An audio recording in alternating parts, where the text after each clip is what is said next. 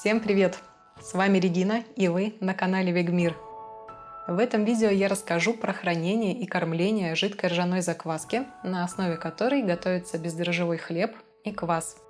Ранее я делилась с вами рецептом закваски, которую мы делали на основе ржаной муки. Можно посмотреть его в подсказках.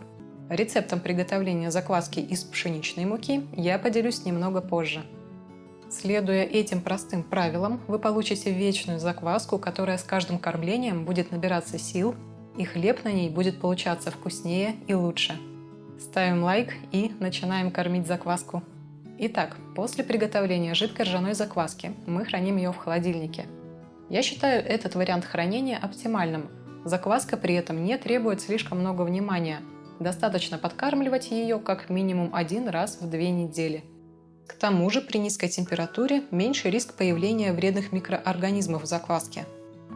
Можно хранить закваску просто в кухне на столе, но в таком случае нужно будет подкармливать ее примерно каждые 8-10 часов. И в жаркие дни, к сожалению, активно развиваются вредные бактерии в закваске, а нам это совсем не нужно. Также при высокой температуре повышается кислотность закваски, соответственно, хлеб из нее будет получаться более кислым. Это не ошибка, и такая выпечка тоже будет вкусной, но это подходит не для всех рецептов хлеба. Такой способ хранения закваски будет удобен тем, кто печет хлеб ежедневно. Подкармливать закваску нужно всякий раз перед тем, как собираетесь испечь на ней хлеб или приготовить квас. Даже если вы какое-то время просто храните ее и не используете для готовки, закваску также нужно обязательно кормить. В закваске содержатся полезные молочно-кислые бактерии и природные дрожжи. Для развития им необходимо питание. Питание для них – это грубые частички муки, то есть отруби, а присутствуют они в цельнозерновой муке. Для того, чтобы подкормить закваску, нам нужна именно та мука, из которой она приготовлена. Ржаную закваску я заводила на цельнозерновой ржаной муке. Также понадобится небольшое количество питьевой воды, температуры примерно 25 градусов по Цельсию. Как кормить закваску? Она хранится у нас в холодильнике, поэтому пребывает в спящем состоянии. Вытаскиваем закваску из холодильника, открываем крышку, заворачиваем в полотенце и оставляем на 1-2 часа при комнатной температуре, чтобы она немного согрелась. Перемешиваем содержимое банки. Затем добавляем в закваску 2 столовые ложки с горкой муки и 30-50 мл питьевой воды.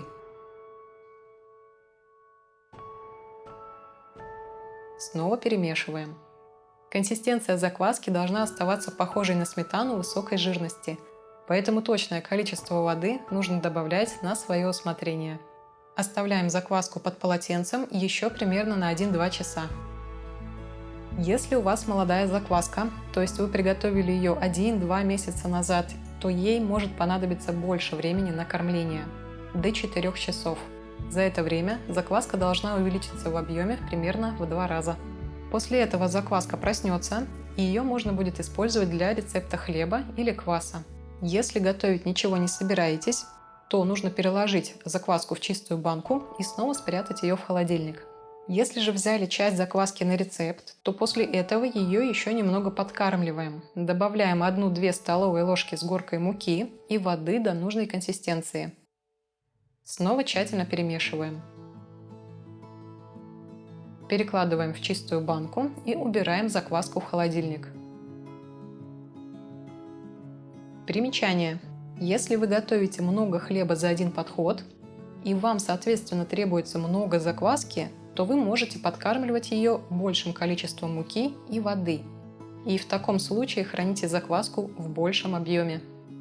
Как видите, заботиться о закваске не так уж и сложно. Главное регулярно ее подкармливать, и тогда со временем она будет становиться все сильнее и прослужит вам долгие годы. Такую закваску можно будет даже передавать из поколения в поколение. Друзья, подписывайтесь на наш канал, ставьте лайки видео и пишите комментарии. Лайки очень сильно помогают в развитии канала. Также подписывайтесь на наш телеграм-канал, в котором мы уведомляем вас о новых видео, статьях, новостях и делимся прочей полезной информацией. Все ссылки смотрите в описании. До встречи и доброго вам здравия!